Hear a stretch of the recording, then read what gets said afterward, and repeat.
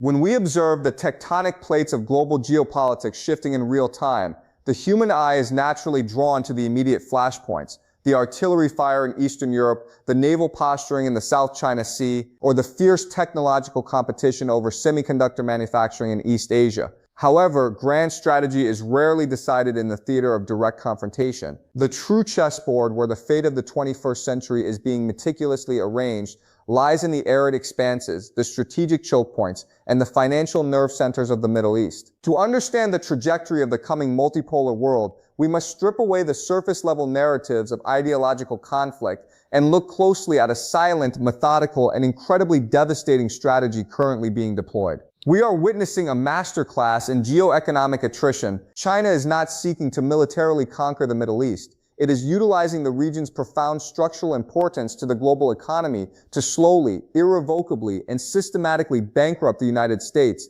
ending the era of American hegemony not with a catastrophic war, but through the quiet dismantling of the financial architecture that sustains it. To fully grasp the magnitude of this shift, we must first ground our understanding in the foundational theories of international relations, particularly the geopolitical imperatives laid out by early 20th century thinkers. Halford Mackinder's heartland theory posited that whoever controlled Eastern Europe commanded the heartland, and whoever commanded the heartland commanded the world island, and consequently the world. While Mackinder focused on the Eurasian landmass, Nicholas Spykman later refined this with his rimland theory, arguing that the coastal fringes of Eurasia, which inherently include the Middle East, are the true keys to global dominance because they control the maritime trade routes and the demographic centers of gravity. Historically, the United States understood this perfectly. Throughout the latter half of the 20th century, American grand strategy was essentially an exercise in dominating the rimland to contain the Soviet Union, and the Middle East was the ultimate prize, not just for containment, but for its lifeblood, hydrocarbons. The architecture of American unipolarity is fundamentally built upon the petrodollar system,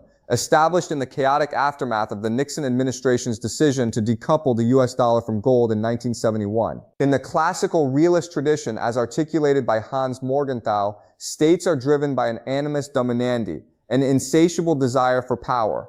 But power in the modern era is intrinsically tied to currency. The genius of the subsequent agreement with Saudi Arabia in 1974 was that it mandated the pricing of global oil in US dollars. This created an artificial, permanent, and massive global demand for American currency. Nations around the world, regardless of their geopolitical alignment, needed dollars to keep their economies running. This allowed the United States to run unprecedented, staggering deficits without suffering the hyperinflation that would destroy any other nation. In the framework of Charles Kindleberger's hegemonic stability theory, the U.S. provided the global public goods, the reserve currency, the open sea lanes, the security umbrella, and in exchange, it received the exorbitant privilege of financing its imperial ambitions, its domestic spending, and its military-industrial complex on the credit of the rest of the world. For decades, American policymakers operated under the assumption of complex interdependence, a concept pioneered by Robert Keohane and Joseph Nye, believing that the intricate web of global financial ties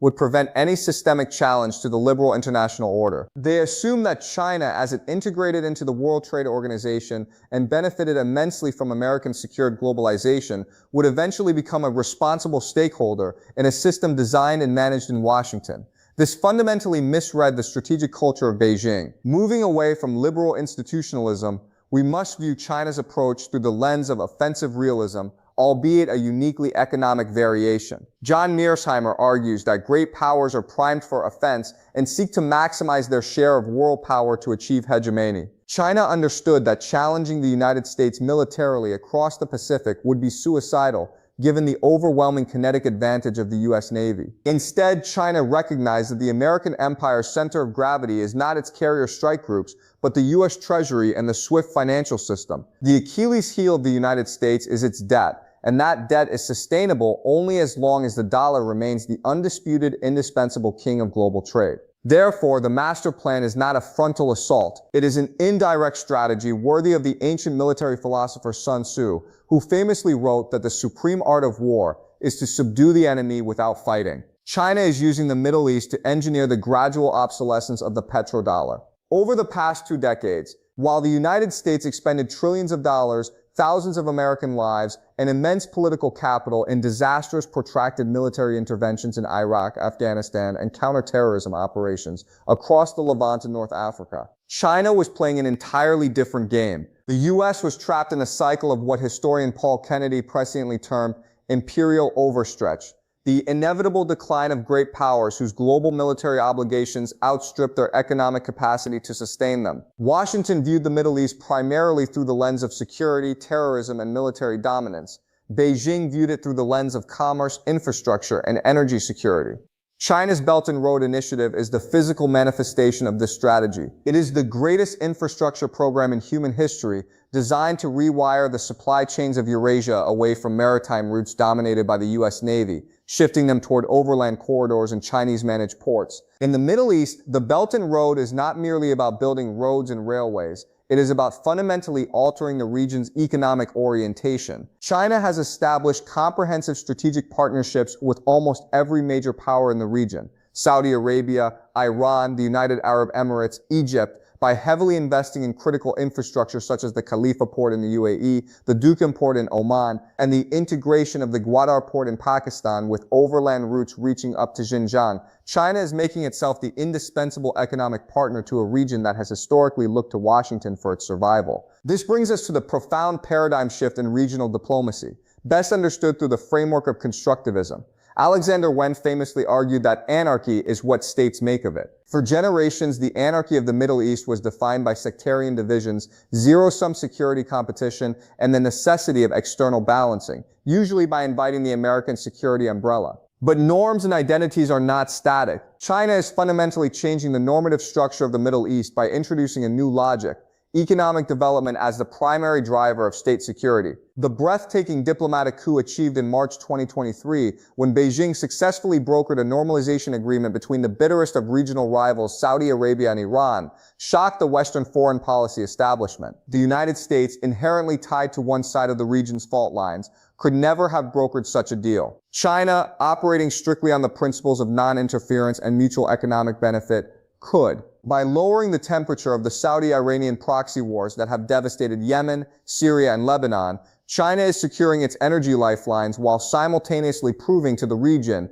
that American military hegemony is no longer a prerequisite for stability. Before we delve deeper into the specific financial mechanisms being deployed to unseat the dollar and how this directly drains the American treasury, I want to take a brief moment to speak directly to all of you who are engaged in this critical analysis with me. Understanding these geopolitical undercurrents is essential for navigating the world we are entering. If you find value in this deep, unfiltered examination of global power dynamics, please make sure to subscribe to the channel and leave a like on this video. It signals to the algorithm that substantive, rigorous analysis still matters.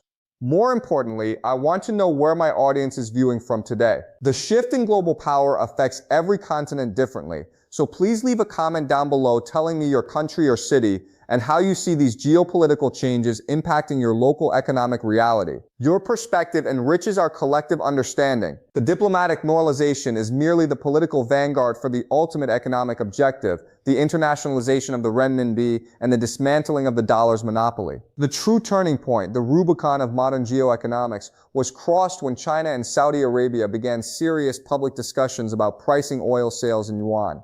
For decades, this was an unthinkable proposition. The U.S.-Saudi relationship was predicated on a simple exchange: American security guarantees for the House of Saud in return for Saudi maintenance of the petrodollar system.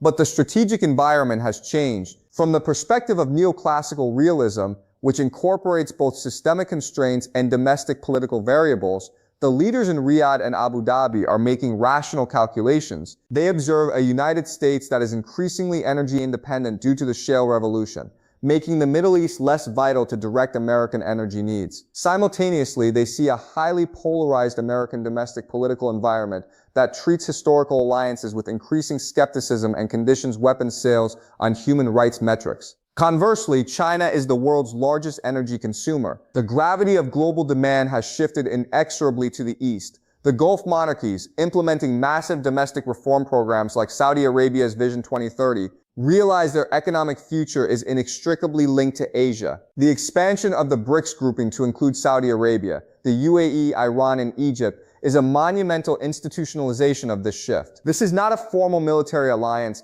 and analyzing it through the lens of traditional balancing against a hegemon, like Stephen Walt's balance of threat theory, requires nuance. The Middle Eastern powers are not explicitly seeking to destroy the United States. They are seeking strategic autonomy. They are hedging their bets. But the second-order effects of this hedging are catastrophic for American financial supremacy. By joining BRICS+, these nations are committing to building alternative financial architectures, the new development bank, alternative payment messaging systems to bypass SWIFT, and bilateral currency swap agreements. Every barrel of oil sold in yuan, every trade settled in dirhams or rupees instead of dollars, acts as a microscopic leak in the hull of the American financial ship. The United States currently holds over $34 trillion in national debt. This astronomical figure is serviced by issuing treasury bonds, which are bought by the rest of the world because they hold dollar reserves to buy oil and conduct international trade. If the necessity to hold dollars diminishes because the global south, led by the Sino-Middle Eastern energy nexus, begins trading in local currencies, the global demand for U.S. treasuries will inevitably fall. When demand falls, yields must rise to attract buyers. This means the cost of servicing the American debt will skyrocket. We are entering a phase where the United States will be forced into a brutal economic paradox, echoing the classic Triffin Dilemma, which outlines the fundamental conflict of interest between domestic and international economic objectives for a country whose currency serves as global reserve. To maintain its global military posture, its hundreds of bases, its carrier strike groups in the Indo-Pacific, its weapons shipments to Eastern Europe and the Levant, the U.S. must continue to borrow heavily. But as the petrodollar system erodes, the pool of captive foreign capital willing to finance this borrowing shrinks. The Federal Reserve will be trapped. If they print more money to cover the deficit, they risk hyperinflation, devastating the American middle class. If they raise interest rates to attract foreign capital, they crush domestic investment, cause massive unemployment, and trigger a severe recession. This is the very definition of bankrupting an empire. It is a slow, agonizing constriction. China is weaponizing the inherent contradictions of the American unipolar moment. Look at the strategic brilliance of the free rider dynamic currently playing out in the maritime domain. The United States Navy spends tens of billions of dollars annually to secure the sea lanes of the Middle East, such as the Strait of Hormuz and the Bab el-Mandeb Strait. They protect these choke points to ensure the free flow of global commerce. Yet, the primary beneficiary of this free flow of Middle Eastern oil is no longer the United States. It is the People's Republic of China. Beijing allows Washington to exhaust its naval resources, wear out its hulls, and drain its treasury, acting as the unpaid security guard for China's energy supply chain. When regional conflicts erupt, such as the Houthi attacks on commercial shipping in the Red Sea, the United States is compelled by its self-appointed role as global hegemon to intervene, launching expensive kinetic strikes and deploying multi-billion-dollar carrier groups. China, meanwhile, simply negotiates diplomatic carve-outs for its own vessels, sits back, and watches the American treasury bleed. This dynamic is a perfect illustration of the structural vulnerability inherent in unipolarity, a vulnerability that defensive realists like Kenneth Waltz have long warned about. Hegemons inevitably face rising costs of maintaining the status quo, while rising challengers can free ride on the existing order while quietly building the foundations for a new one. China is not attempting to replace the United States as the global policeman. Beijing has no desire to send troops to pacify the deserts of Iraq or the mountains of Afghanistan. That is an American mistake they have no intention of repeating. China's strategy is entirely asymmetric. By offering the Middle East a developmental model devoid of moralizing, political conditionality, or military intervention, China is accelerating a structural decoupling of the global south from the Western financial system. We must also consider the technological dimension of this geoeconomic strategy. China is rapidly integrating the Middle East into its digital ecosystem. The deployment of Huawei's 5G networks, the integration of Chinese artificial intelligence surveillance systems in smart cities across the Gulf, and the increasing reliance on Chinese satellite navigation systems like Beidou tie the region's future infrastructure irrevocably to Beijing standards. This technological integration acts as a force multiplier for economic integration. It creates a closed-loop system where data, finance, and trade flow seamlessly between the Middle East and East Asia, bypassing Western choke points altogether. This is the realization of a digital rimland strategy, securing dominance not through naval blockades, but through technological and financial protocols. In the grand historical context, we are witnessing a phenomenon that resonates deeply with the Thucydides trap, the dangerous dynamic that occurs when a rising power threatens to displace a ruling power. Thucydides observed that it was the rise of Athens and the fear that this instilled in Sparta that made war inevitable. However, the modern iteration of this trap is playing out not on the battlefields of the Peloponnese, but in the central banks of Riyadh,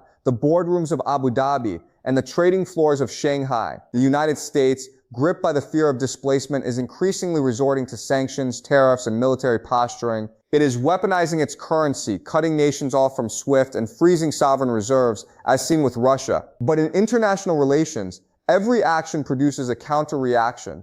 By weaponizing the dollar, the United States has paradoxically accelerated the very thing it fears most, the flight from the dollar. The Middle East, sitting on the largest reserves of energy on the planet and strategically located at the crossroads of 3 continents, is the supreme arbiter of this transition. For decades, the region was forced to endure the volatility, the interventions, and the shifting political winds of Washington because there was no viable alternative.